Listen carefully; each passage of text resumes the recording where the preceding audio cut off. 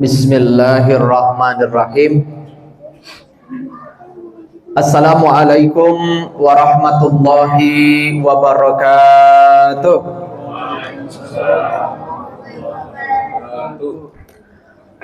Alhamdulillahi bi ni'matihi tatimmus shalihat. Wassalatu wassalamu ala asyrafil anbiya'i wal mursalin wa ala alihi wa ashabihi ajma'in.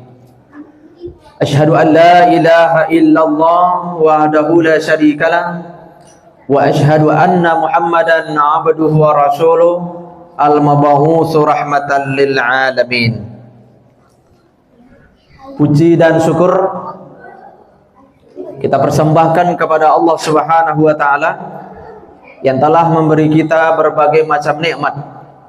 Semoga kita istiqomah bersyukur, berzikir dan beribadah dengan baik kepadanya sampai akhir hayat kita. La haula wala quwwata illa billah. Tidak ada daya dan kekuatan kecuali hanya dari Allah. Salawat dan salam kita kirimkan buat junjungan alam Nabi besar Muhammad sallallahu alaihi wasallam, teladan dan idola bagi kita dalam hidup ini.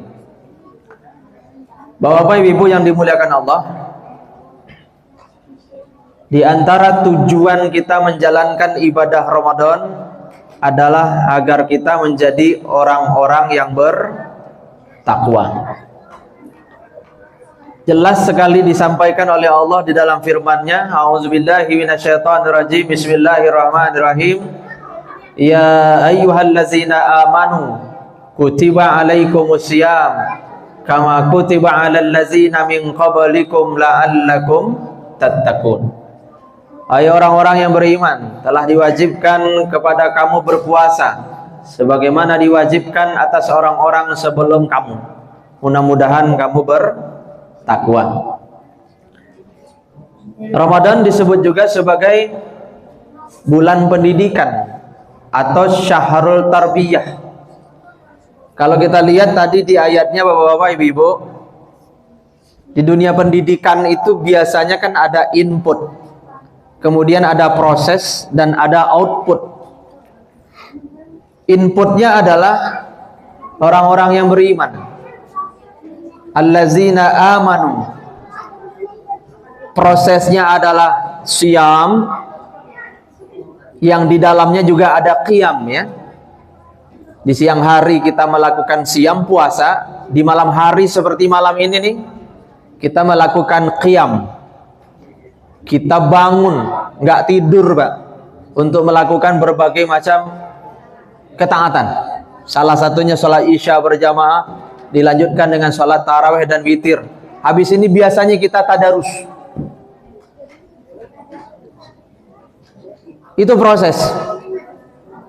Dan output yang diharapkan itu adalah tattaqun, agar kalian menjadi orang-orang yang bertakwa.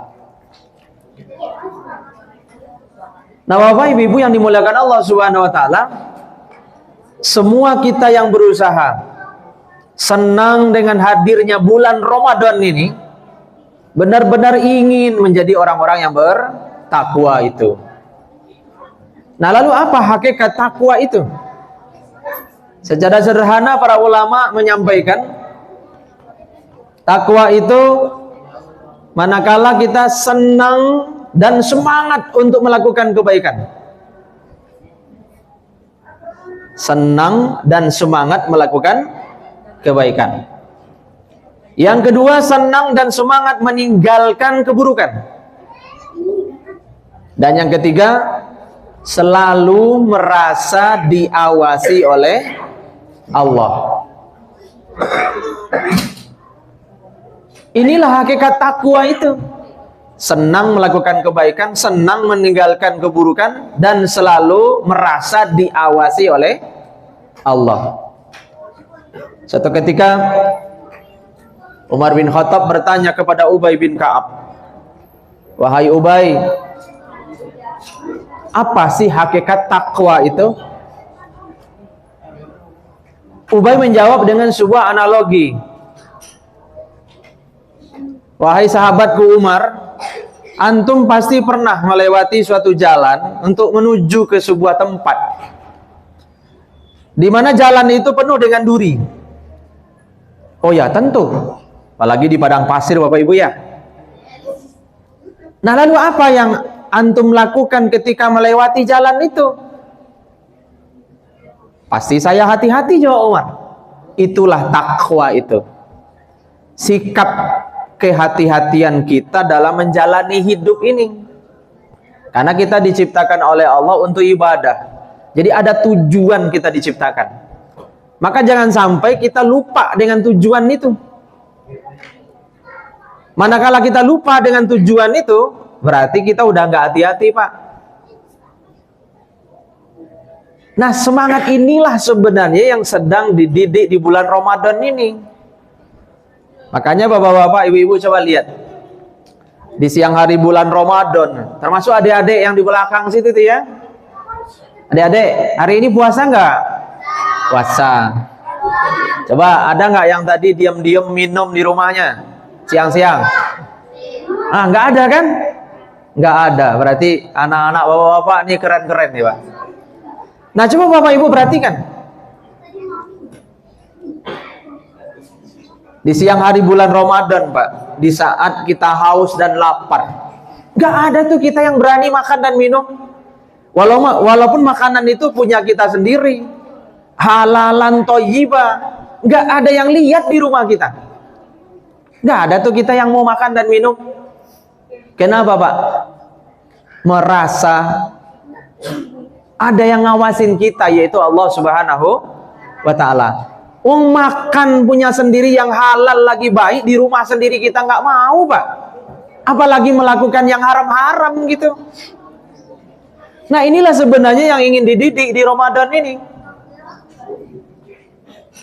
Maka kalau orang menyadari hikmah Ramadan yang sedemikian hebat ini, insya Allah habis Ramadan nanti nggak ada tuh yang berani melakukan korupsi. Kenapa? Merasa diawasi oleh Allah. Nggak ada tuh yang mau zina, merasa diawasi oleh Allah. Nggak ada tuh yang mau nipu orang dalam usaha atau dalam perdagangan yang dia lakukan. Kenapa? Karena merasa diawasi oleh Allah. Nah, Bapak Ibu yang dimuliakan Allah Subhanahu wa Ta'ala, lalu berikutnya, apa dampak individual dan sosial yang bisa terlihat nanti pada diri kita sebagai alumni Ramadan yang sukses itu? Disebutkan oleh Allah Subhanahu wa Ta'ala dalam surat Ali Imran ayat 134 135. Ada 4 cirinya, Bapak-bapak, Ibu-ibu. Yang pertama, senang memberi. Allazina yunfiquna fis sarra'i wad dharra. Orang-orang yang bertakwa itu senang memberi sebagaimana ia senang menerima. Terima kasih. Terima kasih. Itulah syukur. Ia terima nikmat dari Allah Subhanahu wa Ta'ala, lalu ia kasih sebagiannya ke yang lain. Coba, Pak, dia memberi sesenang ia menerima. Itulah syukur.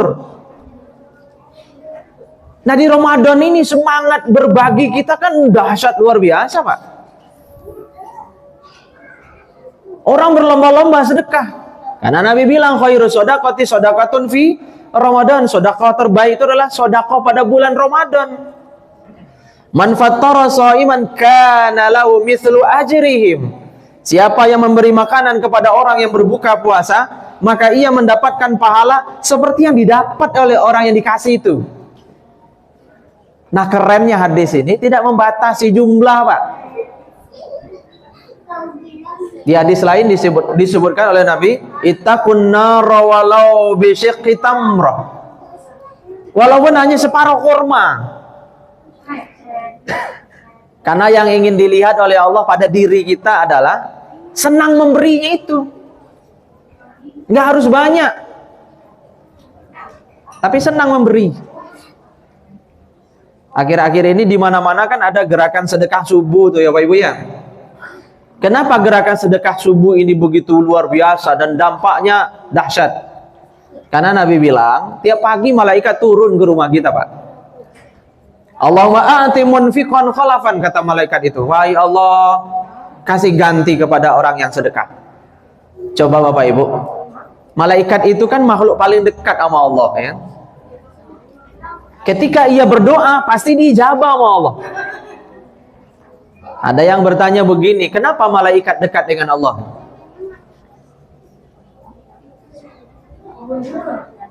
Ternyata jawabannya adalah wa nahnu nusabbihu bihamdika wa nuqaddisu lak. Malaikat tuh banyak memuji, Pak, Bu.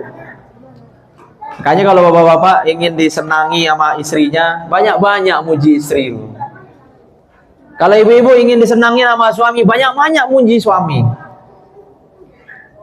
Kalau ingin disenangi dan disayangi sama anak, banyak-banyak muji anak. Nah, muji ini ternyata juga bagian dari sedekah, Pak Ibu. Senang memuji. Dan itu diakui oleh Allah. Dan itu disebut oleh malaikat sebagai salah satu amalan andalannya. Kami, kata malaikat, nusabbihu bihamdika wa nuqaddisu lak. Senang bertasbih dengan mensucikan engkau. Kenapa kok nggak kami aja jadi khalifah? Padahal kami ini kan makhluk yang senang nusabbihu ya, bertasbih. Wa nuqaddisu lak, dan mensucikan engkau. Nah, jadi ternyata senang memberi ini bukan hanya yang berupa materi, tapi juga immateri. Bahkan senyum Bapak Ibu, senyum itu dalam agama kita kan disebut sebagai sedekah ya. Tabassumuka fi wajhi akhika sedekah. Senyummu kepada saudaramu itu adalah sedekah. Nah, saya menemukan ilmu nih Bapak Ibu. Orang yang rajin senyum itu katanya badannya sehat walafiat. Ini secara ilmiah ya. Karena logikanya begini Bapak Ibu. Tubuh kita ini kan katanya terdiri dari 40 sampai 70 triliun sel ya. Sel di tubuh kita ini tergantung bagaimana leadernya, Pak. Leadernya kolbu, juru bicaranya lidah ini nih. Kalau suasana hati kita positif, maka sel-sel di tubuh kita juga jadi positif. Dia senyum dia, Pak. Ya kalau orang bahagia, Pak, Ibu, kalau orangnya ceria, gampang happy gitu, maka sel-sel di tubuhnya itu juga ceria. Tapi kalau orangnya gampang sakit hati, dikit-dikit marah, dikit-dikit tersinggung, nah sel itu juga mengkerut dia. Mengkerut selnya. Nah kalau sel ini mengkerut, akhirnya apa yang terjadi, Pak? Sela-selanya itu pasti diisi sama yang lain. Maka kalau mau hidup sehat, banyak-banyak tersenyum. Wajar Nabi bilang senyum itu sedekah. Sedekah secara umum kan kita pahami tolak bala. Jadi kalau ingin bencana dijauhkan Allah dari diri kita, banyak-banyak sedekah ya. Coba deh Bapak buktiin. Sering-sering coba ngasih Pak Satpam itu martabak telur, Pak. Pak Masran nih, mana Pak Masran? Saya tadi lihat Pak Masran. Kawan bulu tangkis saya tuh, Pak. Jadi kalau kita keluar nih, Pak, beli martabak, kasih ke security itu, Pak. Bapak akhirnya diingat sama security. Itu rumah Bapak jadi prioritas tuh. Ada aja orang yang mencurigakan, langsung kemudian security-nya bertindak ya. Kenapa? Pak Masran itu orangnya rajin ngasih martabak telur gitu kan. Ini sebagai sebuah bukti bahwa sedekah itu menghindari kita dari bahaya. Tapi coba kalau kita pelit, Pak. Nggak ada yang peduli, Pak. Siapa yang meninggal? Pak Haji itu, Pak Hajinya pelit. Pak Hajinya pelit ini, Pak. Nah, yang kedua, wal kaziminal ghaiza. Pandai mengendalikan emosi, Pak. Jadi orang yang bertakwa itu nggak gampang marah, karena dia ingin masuk surga, Pak. Tapi sebelum sampai ke surga Firdaus, dia ingin dulu mencipta surga di dunia ini. Baiti jannati. Adik-adik ada yang tahu nggak arti itu? Baiti jannati artinya apa? Rumahku surgaku. Rumahku surgaku. Coba, masjidi jannati. Masjidku surgaku. Madrasati jannati. Sekolahku surgaku. Qaryati jannati. Desaku surgaku. Nanti terakhir apa, Pak? Baladi jannati. Negaraku surgaku. Nah, apa ciri-ciri kehidupan surga itu? Nabi bilang, la taghdab walakal jannah. Jangan marah, maka bagimu surga. Jadi adik-adik nih, kalau ingin rumahnya berasa surga, terus lihat bapak ibunya suka berantem, Pak, Ma, gitu ya. Jangan marah-marah supaya rumah kita berasa surga. Kenapa kita nyaman di masjid ini, Pak? Karena nggak ada orang marah-marah.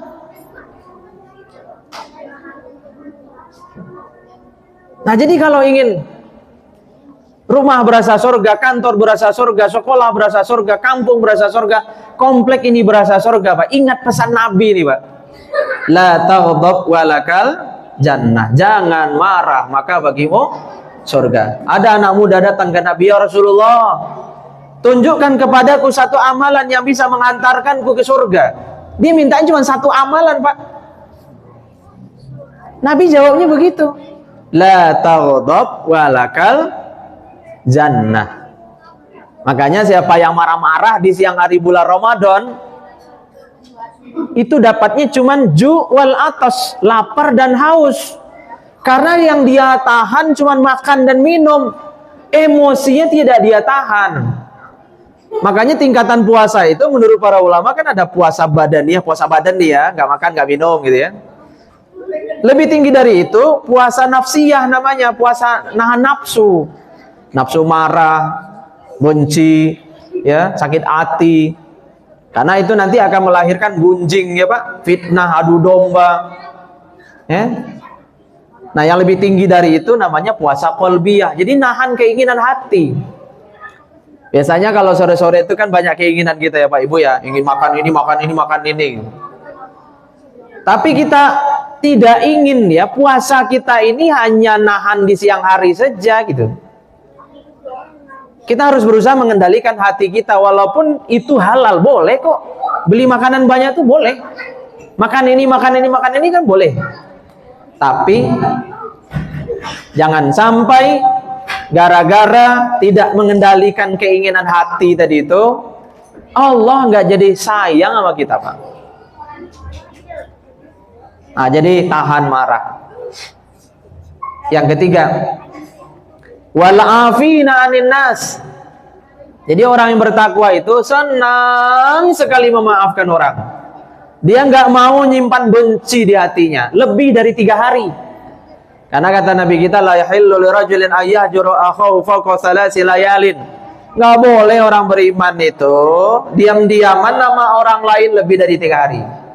Kalau udah lebih dari 3 hari masih benci sama orang, la yadkhulul jannata al-qati, enggak masuk surga orang yang al-qati. Itu tadi Pak, orang yang lebih dari 3 hari masih benci sama orang. Jadi cancer di dalam diri kita. Jadi kalau ada orang sakit, infeksi nih Pak, lebih dari 3 hari nggak segera diobatin, itu kan bisa mendatangkan berbagai macam komplikasi. Nah, salah satu penyakit bahaya itulah penyakit hati nih. Dan penyakit hati itu akan menyebabkan penyakit fisik. Saya baca di buku Terapi Pikiran Positif, sebuah penelitian yang dilakukan di Cambridge University, Pak. Itu orang yang lagi stres, asam lambungnya diambil gitu, diaduk sama makanan tikus. Itu tikusnya pada pusing-pusing ya. Bahkan sebagian ada yang mati. Para peneliti heran, kok bisa asam lambung orang yang lagi stres berat, depresi gitu ya Pak, diaduk dengan makanan tikus lab, pada pusing-pusing tuh tikus. Akhirnya penelitian itu diulang beberapa kali, hasilnya ternyata sama. Lalu disimpulkan bahwa orang yang lagi stres itu bisa menyebabkan berbagai macam penyakit fisik. Jadi kalau kita sakit hati, Pak, ada problem dengan jiwa kita, nggak segera diobatin, maka akan muncul nanti berbagai macam penyakit-penyakit fisik. Bahkan di buku itu disebut 70% lebih penyakit fisik itu berawal dari penyakit psikis. Jadi penyakit fisik berawal dari penyakit batin. Kalau bahasa kedokterannya sakit jiwa gitu, Pak. Salah satu ciri orang sakit jiwa itu apa, Pak? Gampang tersinggung. Nggak ditegur tersinggung, ditegur juga tersinggung. Nah, ini bahaya. Jangan sampai kita gampang tersinggung. Nah, supaya tidak gampang tersinggung, sering-seringlah mengucap zikir. Nah, ini akan menjadi ciri yang keempat, yang terakhir nih ya. Wallazina iza fa'alu fahishatan aw zalamu anfusahum zakarullaha fastaghfaru li dzunubihim. Orang-orang yang apabila mereka melakukan perbuatan fahisyah keji, Pak, atau menzolimi diri mereka, dia udah tahu kok sholat itu wajib, tapi dia nggak sholat. Dia tahu jilbab itu wajib, seragam dari Allah, ketentuan yang hukumnya itu harus dikerjakan, tapi dengan berbagai macam alasan dia nggak melakukan. Tapi apa, Pak Ibu? Zakarullah, mereka segera ingat sama Allah ya. Fastaghfaru li dzunubihim, lalu mereka minta ampun kepada Allah atas dosa-dosa mereka. Jadi ternyata orang soleh itu bukan orang yang nggak pernah salah, tapi orang soleh itu ketika dia salah, dia saleh lagi gitu. Ketika dia melakukan maksiat, dia cepat-cepat menyadari kesalahan itu, lalu dia bertaubat. Astaghfirullahalazim. Allah senang dengan taubat kita. Bahkan lebih senang daripada orang yang kehilangan kendaraannya di tengah padang pasir gitu ya, Pak. Yang kebayang sama dia hanya kematian. Karena sejauh mata memandang, yang terlihat hanya padang pasir. Pasti mati nih. Lalu dia kemudian tertidur. Saat bangun, kendaraannya kembali ada di sampingnya. Kalau di situ disebutnya onta lah, katakan gitu. Ontanya kembali ada di dekat dia tertidur. Pasti senang banget kan orang itu, Pak. Allah lebih senang dengan taubat kita daripada senangnya orang itu ketika untanya kembali. Jadi Allah senang betul dengan zikir-zikir kita. Makanya Bapak Ibu, banyak-banyak berzikir kepada Allah. Ala bi zikrillahi tatma'innul qulub. Ketahuilah bahwa dengan berzikir kepada Allah, hati akan tenang. Beberapa waktu lalu ada orang Jepang masuk Islam ya. Kebetulan saya dimintain tolong untuk syahadat. Saya nanya, kenapa Anda tertarik dengan Islam? Salah satu alasannya, Bapak Ibu, dia melihat di Jepang, orang-orang Indonesia itu katanya jarang yang stres. Beda sama orang Jepang, walaupun orang Jepang keren-keren, etosnya luar biasa, tapi gampang stres ini. Nanya kepada orang yang tepat. Kenapa sih orang Indonesia atau orang Islam itu jarang ada yang stres ya, Pak? Jawabannya, karena di Islam itu ada sholat 5 waktu gitu, Pak. Jadi sholat itu membuat orang tidak stres. Di antaranya kenapa? Karena ternyata Bapak Ibu, di dalam sholat 5 waktu itu, kita membaca Allahu Akbar itu 94 kali. Allahu Akbar, Allah Maha Besar. Selain Allah kecil. Bayangin tadi Bapak Ibu, tubuh kita katanya kan terdiri dari 40 sampai 70 triliun sel. Ketika kita membaca Allahu Akbar atau Allahu Akbar saat sholat itu, bayangin Bapak Ibu, 40 triliun sel di tubuh kita juga merespon dengan bacaan yang sama. Allahu Akbar. Makanya di dalam teori afirmasi itu disebutkan, sering-sering mengucapkan kata-kata positif kan, Pak? Sehat, sehat, sehat, sehat, sehat gitu. Semangat, semangat, semangat, semangat, semangat, semangat. Bayangin tuh. 40 triliun sel di tubuh kita akan bilang apa? Semangat, semangat, semangat, semangat. Nanti malam Bapak mau tadarus nih Pak. Di saat ngantuk datang Pak. Semangat, semangat, semangat, semangat. Nah, coba bayangin Pak. Sel-sel mata itu, wah gitu dia. Saya sedih sekaligus bahagia sore ini. Sebelum ke sini nih, istri saya bilang begini ke saya. Niala nelpon katanya. Tahun ini ayah kalau adek nyelesain bacaan Qur'annya sekian juz, masih dikasih duit nggak gitu. Saya kan suka begini Bapak Ibu. Selesai 1 juz kata saya kasih 100.000 gitu. Jadi kalau anak kecil-kecil nih Pak ngaji 1 juz kasih 100.000 gitu. Terus saya bilang begini, udah nggak ngasih duit karena Niala udah balik, anak saya yang cewek tuh udah balik Pak, jadi saya nggak janji lagi duit, biar dia karena Allah kata saya gitu. Terus istri saya cerita begini, alhamdulillah katanya Niala udah khatam 1 kali plus 8 juz coba Pak. Jadi per hari ini nih dia udah baca 1 kali khatam tambah 8 juz. Coba Pak kalau saya janjiin 100.000 1 juz ya, berapa ini gitu. Akhirnya saya mikir, ternyata Pak, anak-anak ini luar biasa semangat kalau disemangatnya itu.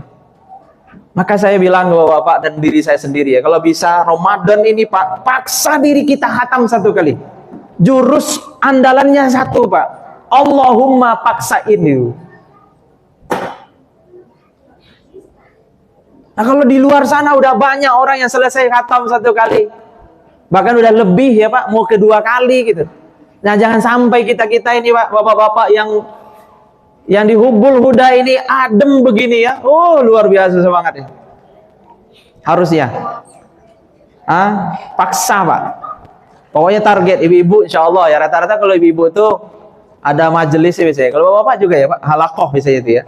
Tapi bagi yang belum nih, kapan lagi kita mau bikin prestasi terbaik di hadapan Allah ya? Salah satunya adalah dengan zikir. Salah satu zikir itu adalah baca Quran itu. Karena Ramadan ini menjadi istimewa karena Quran loh Pak. Selain karena puasanya, karena Quran. Syahrul Ramadan allazi unzila fihil Qur'anu hudal linnasi wa bayyinatin minal huda wal furqan. Faman syahida minkum syahra fal yasum. Jadi 2 Pak. 1 Quran, 2 puasa. Itu yang jadiin Ramadan istimewa. Dulu Ramadan ini kan cuma nama bulan. Muharram, Safar, Rabiul Awal, Rabiul Akhir dan seterusnya itu ya. Syaban, Ramadan, Syawal, Zulqa'dah, Zulhijjah. Hanya nama bulan. Tapi ketika Ramadan dipilih Allah jadi turunnya Quran, jadi mulia dia. Ketika Ramadan dipilih Allah jadi diwajibkannya puasa, bulan diwajibkannya puasa, jadi mulia dia. Makanya Al-Imam Ibnu Katsir bilang, semua yang berhubungan dengan Quran mulia. Coba perhatiin. Quran itu diturunkan dari Allah kepada Nabi Muhammad, Nabi paling mulia. Melalui perantara malaikat Jibril, malaikat paling mulia. Diturunkan di kota Mekah, tempat paling mulia. Pada bulan Ramadan, bulan paling mulia. Pada malam Lailatul Qadar, waktu paling mulia. Maka siapa yang membaca, mempelajari, menghafalkan, mengamalkan, dan memotivasi orang untuk mempelajari Quran, insya Allah jadi mulia. Kalau di rumah kita dibaca Quran, mulia rumah kita. Makanya Bapak Ibu, ingatkan ke anak-anaknya tuh. Dek, gitu ya. Habis subuh sama habis maghrib tuh Bapak Ibu. Baca Quran walaupun hanya 1 ayat. Kalau perlu jadi quote di rumah itu. Baca Quran walaupun hanya 1 ayat. Tadi Pak, anak saya yang tadi saya ceritain itu, pernah ngerjain saya juga tuh. Pagi-pagi habis salat subuh, auzubillahi minasyaitonirrajim, bismillahirrahmanirrahim. Dibaca sama dia 1 ayat. Dek, kok ngajinya dikit banget? Kan kata ayah nggak apa-apa 1 ayat.